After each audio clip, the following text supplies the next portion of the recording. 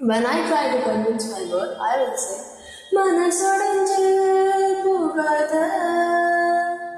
oval புடிச்சு நானும் கரையேறுவேன்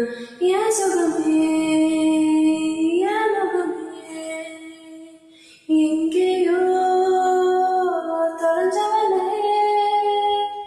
என் வரமே என் நிறமே ஏலாக வாழ்ந்தவனே